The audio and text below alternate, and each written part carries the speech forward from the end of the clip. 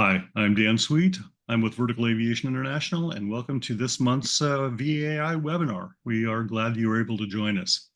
This webinar was at first kind of a surprise to me. Our topic, do you do maintenance by the rules or by the norms? And I think that the first reaction, if anybody's like me, the first reaction is, of course, I follow the rules. Okay, well, in maintenance, I appreciate that. But I got to immediately thinking about what I do in life. Do I always follow the rules? I try to. Do I speed more than I should on highways, freeways?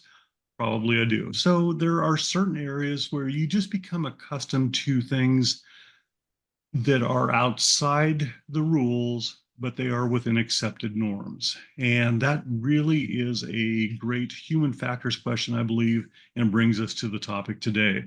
The question was presented to us. Let me the right button.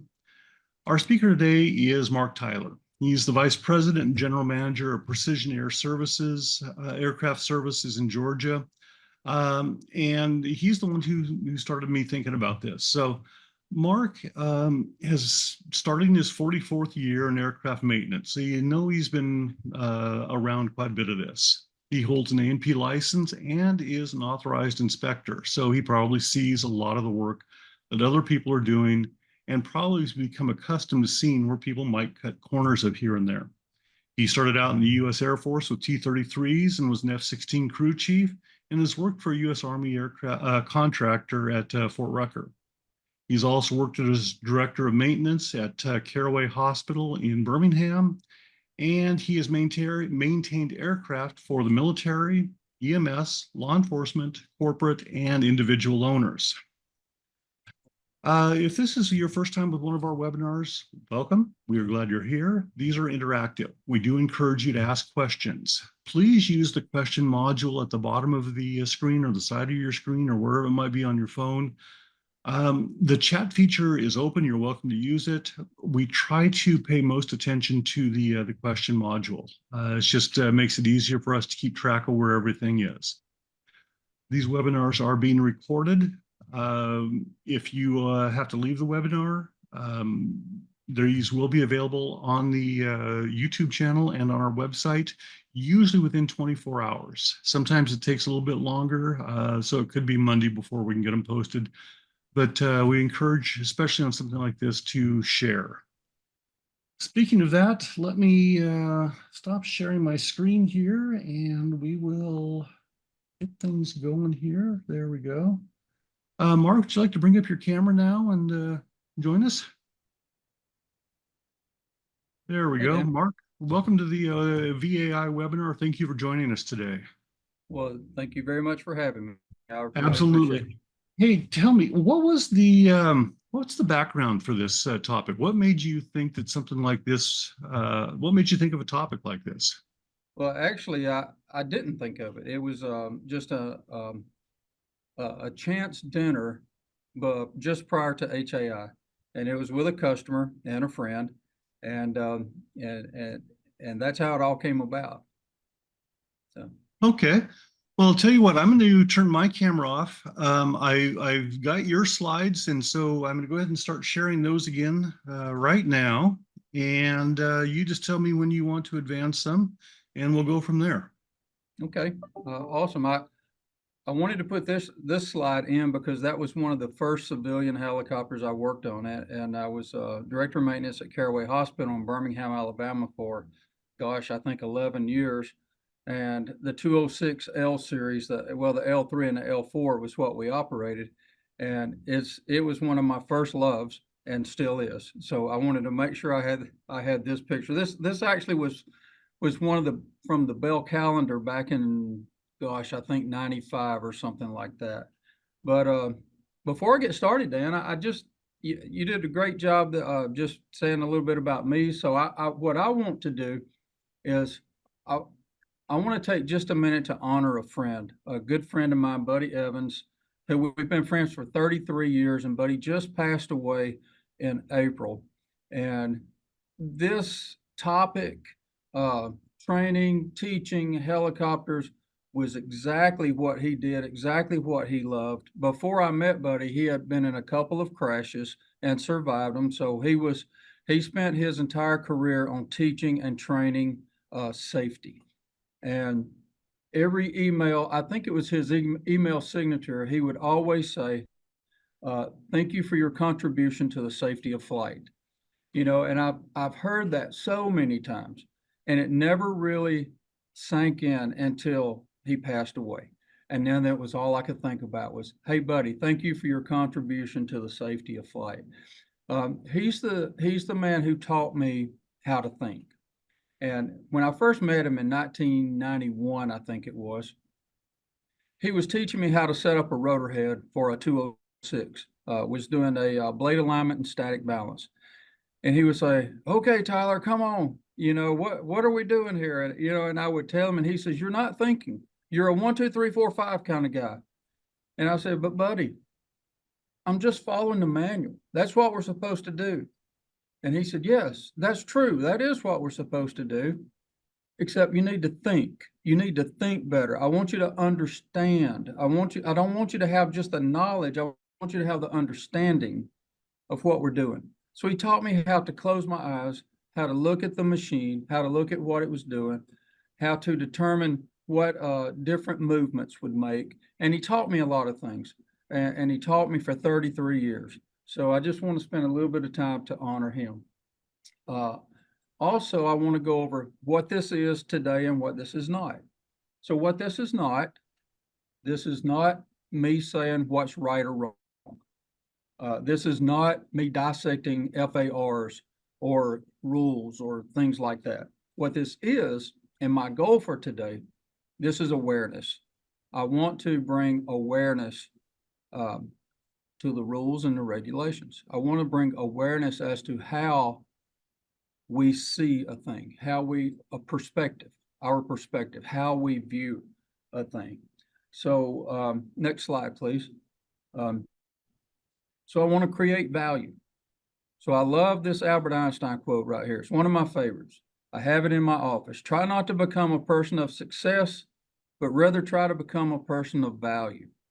No explanation there. I think we all understand that one. Next slide, please. And also on every time I speak, I want to say Proverbs 27:17. As iron sharpens iron, so one person sharpens another. And I can tell you in 43 years, I have been sharpened a lot. Sometimes it has not been very pleasant, but that's part of the friction, you know, and it makes you sharp. So I hope and pray that in those times that maybe I've sharpened someone, because I promise you there's someone sharpening me every day. So I want to give back into that. Next slide, please. So let's talk about this a minute. So this past year at HAI, at the end of February, I was there a couple days early because I had service center meetings. And I got a call from a customer and friend who invited me to dinner. And they had an Airbnb. They said it was a very intimate setting. It was just their senior leadership, and they invited me to come. So that's great. I'd love to come. The chief pilot was the chef, and he was like a master griller. So he was grilling ribeyes. And I'm like, yes, I'll be there. So just before I left my hotel, I thought I'd check my email one more time. So I had an email from Mark Breton, who's the director of maintenance at Metro for the 135 side. I'd worked for Mark before in the past, and he's a great director of maintenance, a great human being. I love the man to death. So he had sent me an email and said, hey, how would you like to come be one of our guest speakers at our maintenance leadership conference? I said, yes. I was there the year before, had a great time. I said, I would love to do it. It's an honor. When is it? Well, it's in April. I said, well, it's great, Mark. You've given me like 4 weeks to prepare and I have nothing. You know, I have nothing, but it's okay because something will come. So anyway, I finished getting dressed. I went to the Airbnb. Great company I was with, great set of leaders. I was just listening. It was one of those settings where you listen more than you speak. So I was listening to things going on, you know, with their company, and I decided, well, I'm going to walk out and watch how this gentleman grills these steaks, you know, see if I can learn something from him. So we got the steaks cooked. We came in, we sat down at dinner, and we had like a picnic style table. There was a long table. There were maybe 10 people there. So I had beside me was the chief pilot. Let's call him pilot number one. Across from me was the lead pilot. Let's call him pilot number two. So I cut my steak, I take a bite, and I think, this is the best steak I've ever put in my mouth. It is great.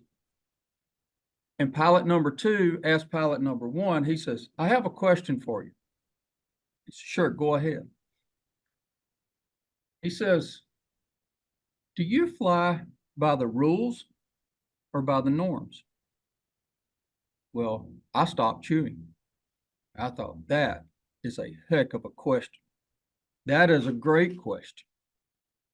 And I've always heard that the quality of one's answer is determined by the quality of one's questions. And I thought, this is a great question, so it's got to be a great answer.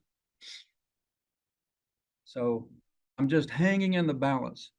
And pilot number one, he leans forward and he says, huh? What did you say? And I thought, great.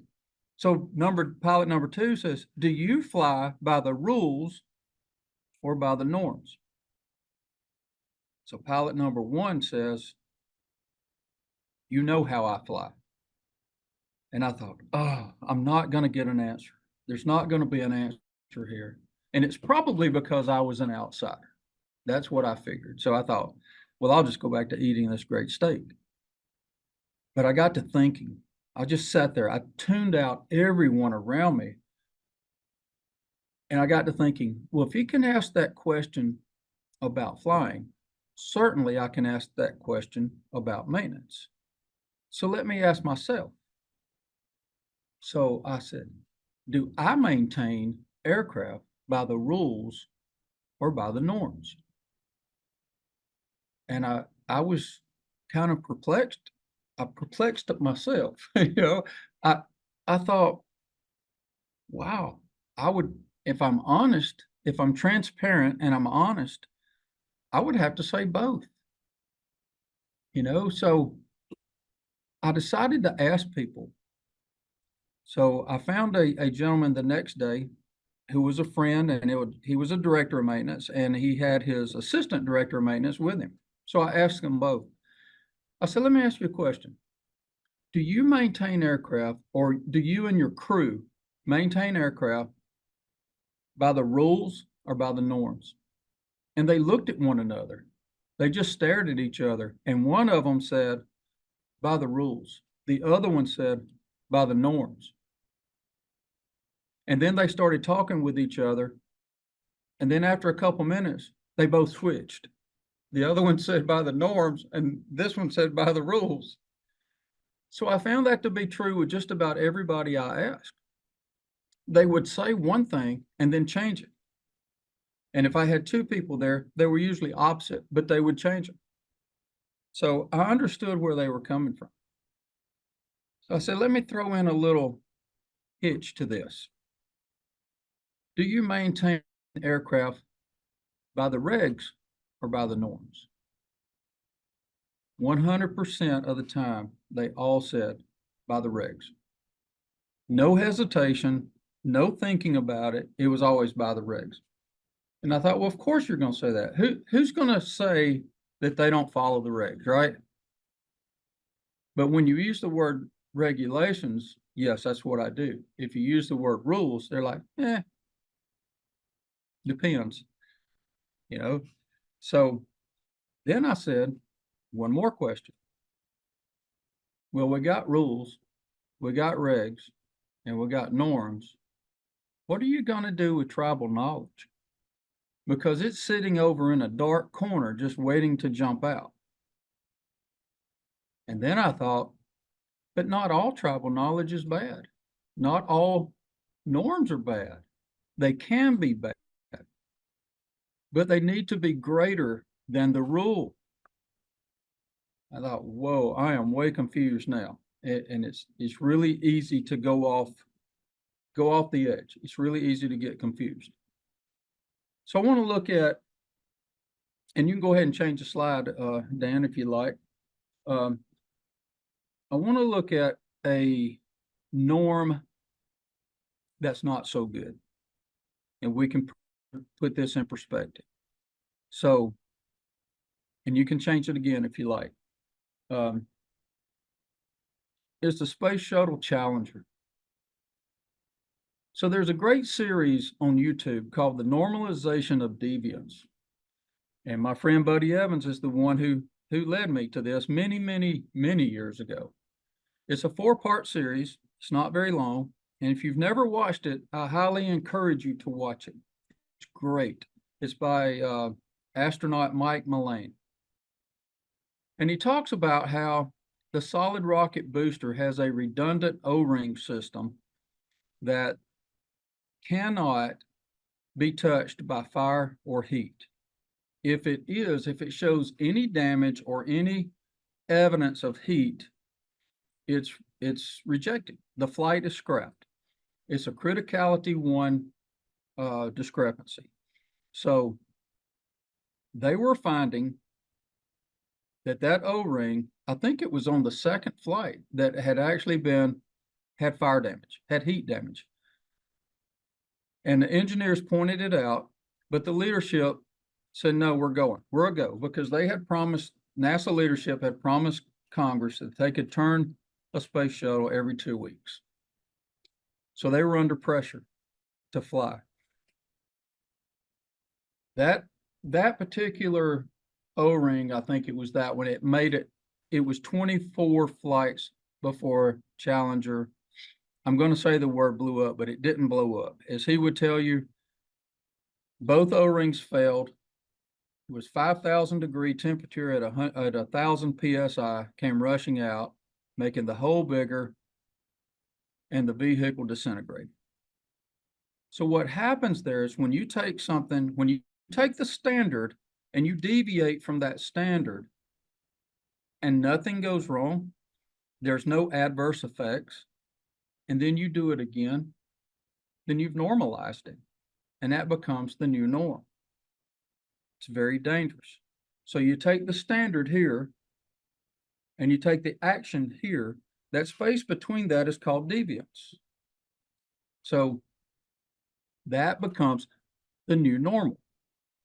And if you would staying on the theme of O-rings, I'll tell you another story right quick. This was a personal one. This was where this involved me, and I followed the rule. I followed the manual. So I've changed probably hundreds of transmission oil filters on the 206. It's the O-ring and the filter. I used a brand new O-ring, and the ground run was fine. The flight was fine. We were about 15 minutes into the flight when hot oil started dripping on my leg. So I just pointed over to the pilot. I said, we're landing now, right now. So by the time we got to the ground, we were engulfed in smoke. When I pulled that filter back off, when I pulled the housing off, the O-ring was cut in half. And I thought, how did that happen? Because I looked at that O-ring when I put it on. But what I realized was I really didn't inspect the O-ring. I just looked at it. It was new. It was new in the package. So my new standard after that, my new norm, was that every time I look at an O-ring, I inspect it. I may even get a magnifying glass and look at it. I look for defects because I can't have that happening again, not to me or to anyone else. But how many times, if you're a helicopter mechanic on this program right here, how many times have you seen someone or heard someone say, I don't have an O-ring, but this one looks good. It's not flat, it's not cut, we're going to use it. And they use it. And it goes another 100 hours. And they pull it off again, and they look at it 100 hours from now. It's not flat, it's not cut. Let's use it again. So they've normalized a deviation, and it becomes okay because no adverse effect happens until it does. You know, it's just like driving down a stretch of road where the speed limit's 55 miles an hour and you're driving 65. And you do it for day after day, year after year, until one day you come upon something in the road, you know, until it's okay until it's not. So that's what I want you to think about here. And there's Dan, if you want to go into the next slide, this is my favorite picture of all time. This is my favorite training picture, and I found it on the internet. I don't know who these gentlemen are. I wished I did. I'd love to talk to them. I can almost guarantee you there's some long-standing norms in their shop right there. So I look at this picture and I think, okay, let's see what all went wrong. So that's a 206 head. I think that's an L. No, it might. Yeah, I think it is. And there's no lockouts there, so they're not following a manual. And they got like very cheap tie straps on these forklifts. And you got one guy trying to hold it with his forearm, and the other guy, they're looking at each other saying, you know, what happened? What went wrong? But I guess my favorite part of this is that the forklift driver said, hold it right there. Let me get a picture. So I love that. So I actually use this picture in training in our shop. And I'm like, look at this. We teach people, not only do you read the manual, but you read the notes and the warnings and everything about that. Because that one mistake right there, probably by the time it's all said and done and you have to replace TT straps and probably have to change out their clothing and all this other thing, you're probably into that by $8,000 or $10,000 to somebody, to the customer, to the company. So following the rule is imperative. Following the regulation is imperative. You must do it. But if you look at a norm, then you have to talk about it. What is right and what is not right.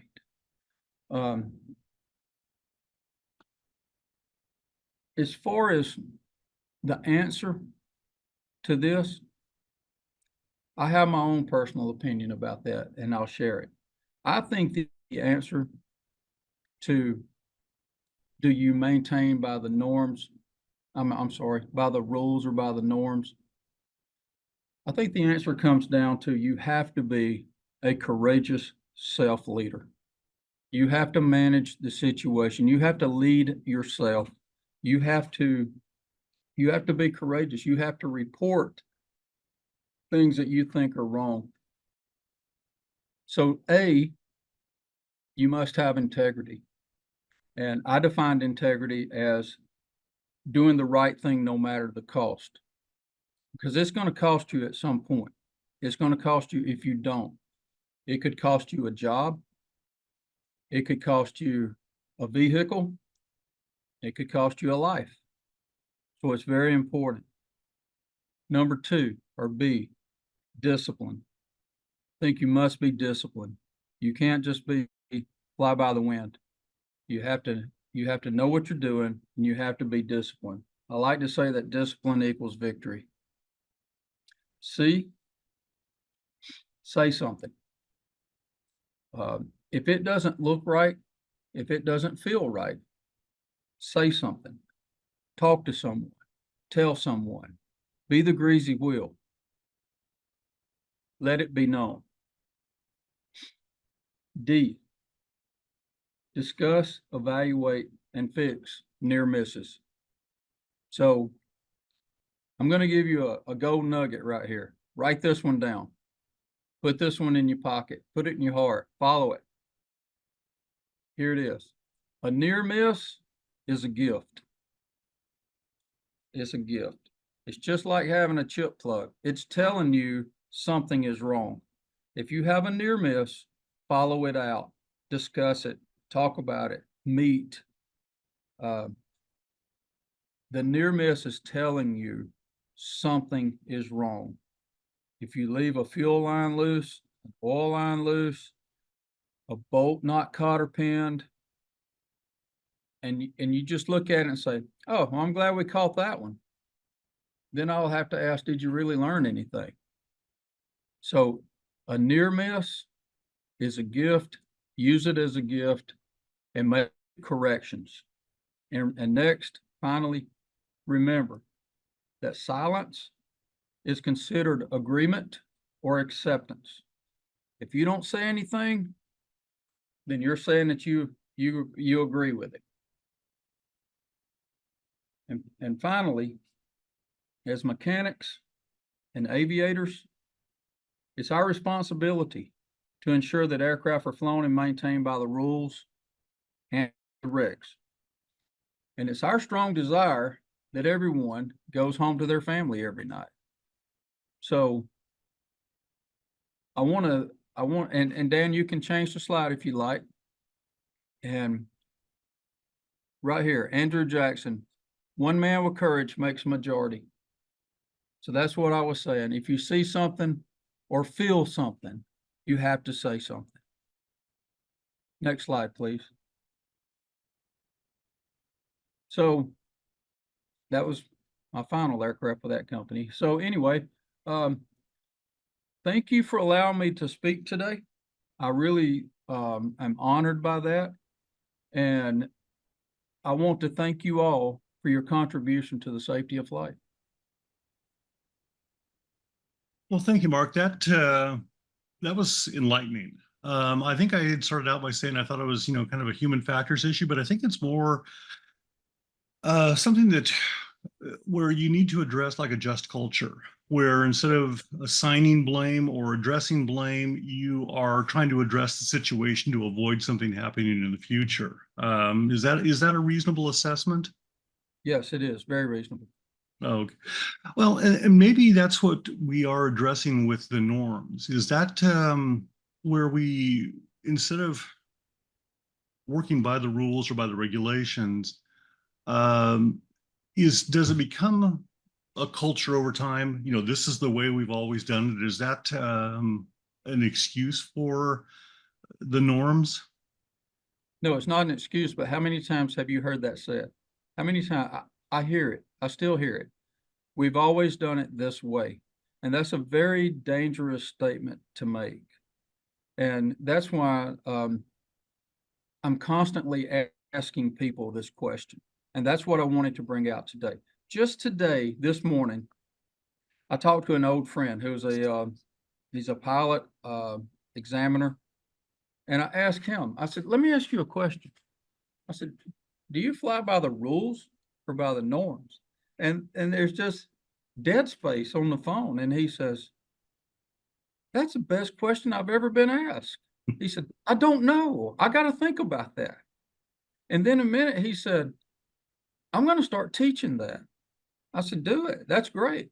And that was my point. That's what I want to do, is to stimulate people to think, to ask those kinds of questions, because here's what happens. And this is from a mechanic's perspective, is that we do the same thing every day.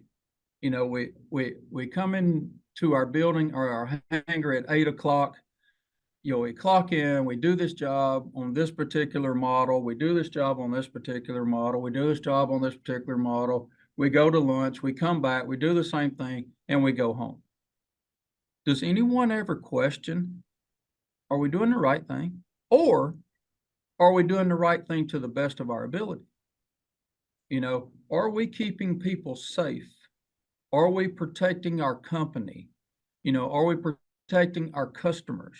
And it comes down to that when simply we just don't ask ourselves questions like that. And I think we should. Do you think that we adopt the norms because they are generally easier than doing or faster than doing what's written down? Yes and How yes. do we get into that habit? How does that How does that begin? What do you think where that begins? Well, the first thing we have to do is that we cannot let the pressure or the stress to fly affect our decision making. Now I gave an example, a very simple example of an O-ring on an oil filter or an O-ring on an engine. You're going to look at that, or a lot of people will look at that as being insignificant. It's just a minor thing. It's a 50-cent O-ring. Of course, today it could be $500, but you know, they It's look at that, aviation. it's saying this aircraft has to fly, and I didn't order that O-ring, but the one on it is fine. Once you say the one on it is fine, I think you've crossed the line. In reality, it may be fine. It's going to fly. I mean, if you push it out there, it'll fly and it's okay. And then you think, okay, I made the right decision. And then you're starting to build that culture in your own head or in your own heart that, hey, if I have to, I can do this. I'll get in trouble if I keep this aircraft out of service one more night. And it's just simply it may be true and it may not be true. But that's why I say you have to be disciplined and you have to know and you have to speak up and say, no, the manual right here says replace the O-ring. And I don't have one. If I'm going to get in trouble, it's because I didn't order an O-ring, not because I didn't replace it. So We have a comment and a question from Lynn Burks of Rotor Pro magazine. hey, Lynn. First of all, his comment, he said he appreciates your quote, a near miss is a gift. And he says, thanks so much for sharing that wisdom. It's his to share now, too. Yes. And then his question, does this type of mindset and maintenance start with culture or training? And I know we do have a couple of students who had signed in for who had registered for the webinar. And so I'm hoping they're paying attention to this. Yes. If my friend Buddy Evans was still alive, he would sit here right now and tell you it was training. He would say it all begins with training. And I know when I was growing up, I call it growing up in this business. When I was growing up in this business, I was fortunate to work for companies who believed in OEM training, and they sent me to a lot of OEM schools, but culture is going to come. Yes, I think it's going to come from training, but it's also going to come from your environment, the environment that you're in. So as leaders, we are to create that environment. We are to create that culture. So my goal is to create an environment where the people that are turning wrenches on this aircraft know that they have a safe environment to tell me when things are wrong. And in fact, I just hired 2 guys recently, which was a miracle, but I just hired a couple of guys. And I told them, I said, look, I am not always right. And if you have a better viewpoint on something, or if you see something you think is wrong or not safe or not right, you come and tell me. And if I say that this is the way I believe something and you can convince me otherwise, I will change it. I will change that rule. I said, I want you to think. I want to teach the way I've been taught. I want you to think how this environment operates and what is the safest, most logical way to return aircraft to service in a safe manner. We have a comment from Dan that brings up an interesting viewpoint to the question. He says, I take issue that this is an or question, as norms that violate rules, regs are wrong and should be abandoned. Norms that augment or add detail to regs or rules can also be good or bad and probably need to be assessed. And so, yes, I believe that, when you add or augment, that definitely would change the standards, but I think you're improving them in some cases. In this case, to me, that almost becomes an issue again of just culture, where you're looking at the situation. I also kind of feel like it doesn't really, Dan, I don't mean this badly, but it maybe not doesn't fit the fit the situation, because if something is bad, that's where that's the norms we're addressing today.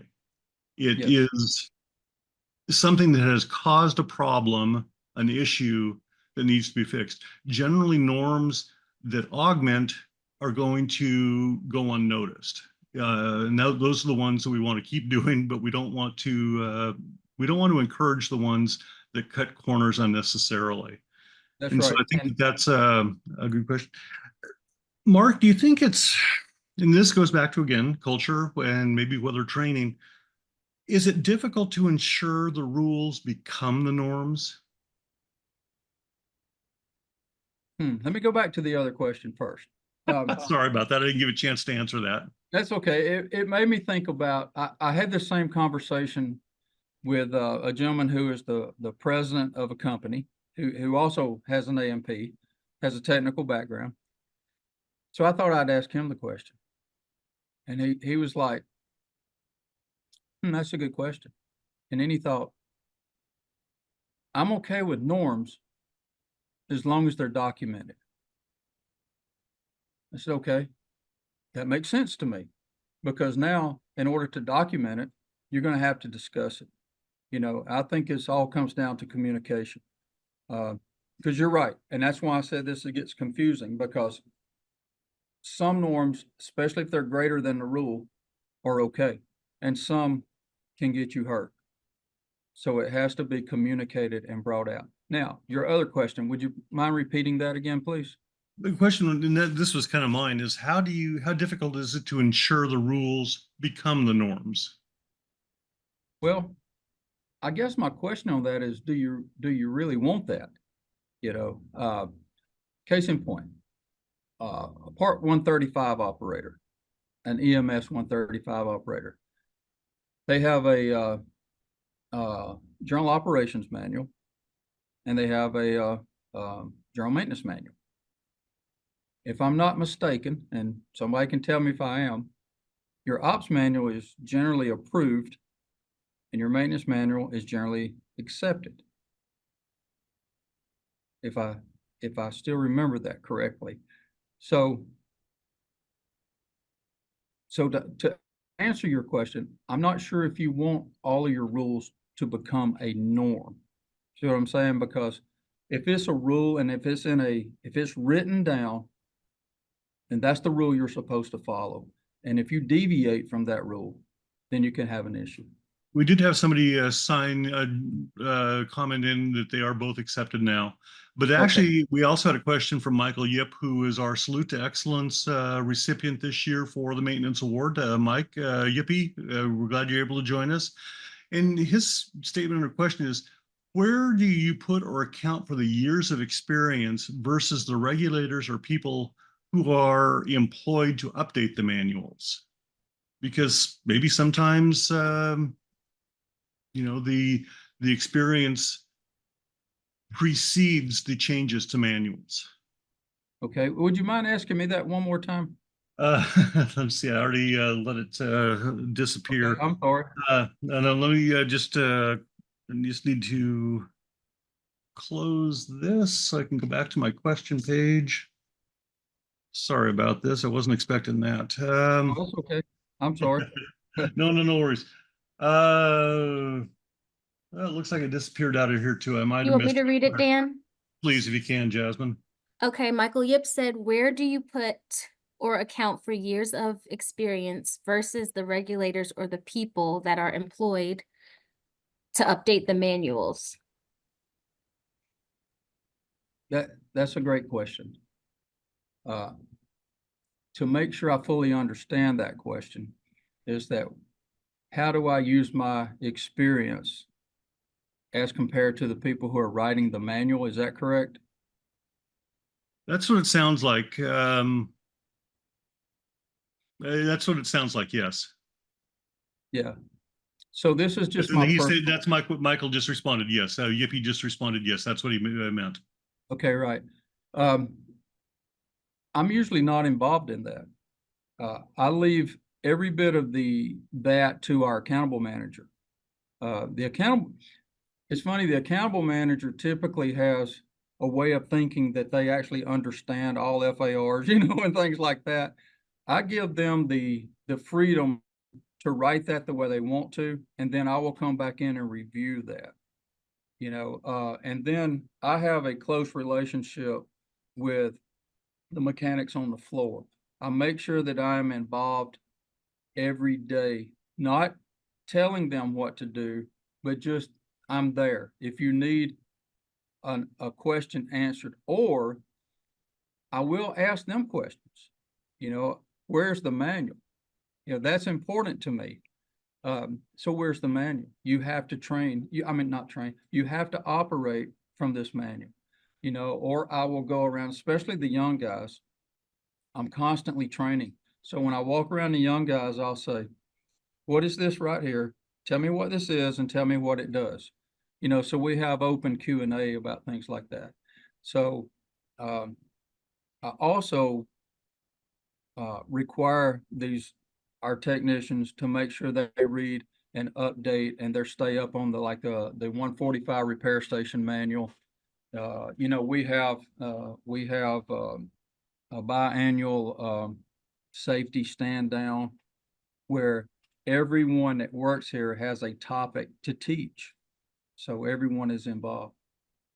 Well, Mike Dwyer did add something in his comments. He said to answer the question further, you should be working with your OEM on their maintenance steering groups, which does make sense because that does help make things, I think,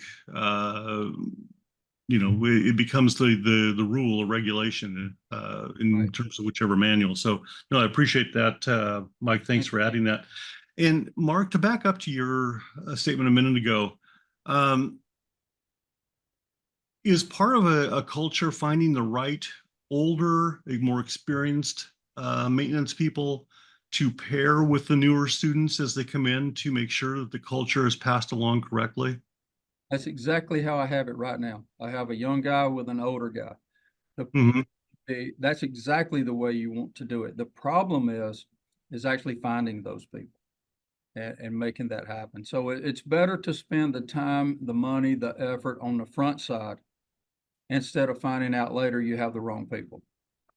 Well, and you also had a statement about about having the books open. And granted, I know nowadays a lot of the maintenance manuals are electronic, so it may not be quite the same. But back when they were paper, if the book looks like it just had been unwrapped out of cellophane, as opposed to having grease stains, hydraulic fluid, whatever, the pages were dog-eared and cornered over. Right. Should an IA be looking for things like that, or a designated pilot examiner? Yeah, when I say books, I mean laptops, things like that. It's just the terminology. And actually, I like the electronic ones. I like them now. I was a little bit hesitant, when all that, the transition happened. But I remember one time back in the early 1990s, I was at Caraway Hospital and we had a engine chip light. It was out in a cow pasture and we were flying out to it to pick up the medical crew. So I had a nurse with me and I had my engine book, my engine manual was, and she said, "Why do you have that book?" And I said, "Well, I'm required to have this book."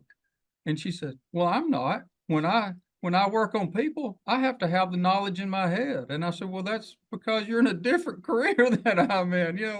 We have to have it." So yeah, I like the laptop or the iPad or things like that. So Well, I think maybe a future topic could include virtual reality. I've seen some of the ones where you have the split helmet where it tells you what tools and what torque and where you need to turn first and what to unplug and replug. And yeah, I think there's some great advances with that that'll help change this culture and just make it so easy to follow the rules and regulations. Right. Okay, Mark. Well, I think that answers all the questions that have come in. As we mentioned, we've got a little bit smaller audience because I think everybody's out flying right now here in the Washington, D.C. area. The weather's absolutely beautiful. So I think North America, the Northern Hemisphere people are probably out working. But Mark, thank you so much for taking the time. I think that this question has, really opened up some thought processes And I hope it continues to do so. And I hope that we can continue to make this part of our industry culture in working to change, working from the rules or from the norms to the rules when it makes sense. Right. Thank you, Dan. Thank Okay, you. absolutely, Mark. Thank you for being so willing to share your wisdom with us and help the industry. Let me get my slides thing, and we'll move on to our closing housekeeping duties here. So, Thank you, sir. Thank you all. absolutely, thank you. There we go. We are now holding our webinars monthly. We appreciate you joining this one today. We are going to occasionally do some special ones. We have one coming up here in a couple of weeks. It's going to be a joint webinar with the USHST, the U.S. Helicopter Safety Team, and it's going to discuss the new FAA's new airman certification standards. And we are hoping to address any kind of questions that people might have on something like that and make sure that everybody is within compliance there. That's another tough one. July 11th, this is going to be one for the people that are newer to the industry. And so those of you who are students who might be flight schools, things like that. And this is both for pilots and maintenance students. You've got your license. What's next? What should you expect when you have just received your commercial license, but you don't have your hours or you don't have a bunch of hours? Maintenance people, you just got your A&P license. What's next? And so we're going to have some industry professionals come in and talk about that. We're going to have some educational professionals come in and talk about that. I think it's going to be an interesting topic. This one is almost out of date because as we rebranded back in March, we have maintained some publication names. Rotor Daily, Rotor Magazine, we still are producing those. We are still very proud of those, but their names are going to change here fairly soon. Right now, it's still very easy to subscribe to both. At VAI, we love to share information. Rotor Magazine is an award-winning publication. This brand new one just hit the mailboxes this week. It is a cover story with Mark Schlafly, the incoming board chair for VAI. It takes a lot of these stories and breaks them out open, breaks them in, makes them a little more accessible, gives more information. Rotor Daily, which will soon be changing its name as well, is our attempt to help provide information on a daily basis. We search Google, we search the Federal Register, we search Europe. We try to find all the vertical flight information that we can, all the news, and we make it available to you very simply, very quickly in our news aggregator that comes to your email box every business day. Usually there's at least 10 stories. Today there was, I think, 20 within Rotor Daily. Both of them are free. It's very easy to sign up. Go to rotor.org/subscribe. Let us know which one you want, and we'll get those subscriptions headed to you. If you do live outside the United States, there is a small charge for shipping of the magazine because it's still a print magazine. We do have digital versions of that as well. Feedback, we'd love to know what you think. Tell us about the webinars. Tell us about where VAI is working, how you see our role in the industry. Let us know. We are a membership-based organization, and we need the input to make sure that we are doing things properly. Easiest way to make comments is to send our president and CEO, James Viola, an email. Very simply, president@rotor.org or president@verticalavi.org. Should put that, make sure I get that one corrected. Either one will work. He sees each of the emails that come in. He will respond, or he will assign some of those to staff for action. Either way, it's a great way to let us know what we're doing right and what we're doing wrong. That does conclude our webinar for today. We're grateful that you took time out of your schedule to join us and watch this. We look forward to seeing you again very soon. Until then, we ask that you fly safe and you be safe.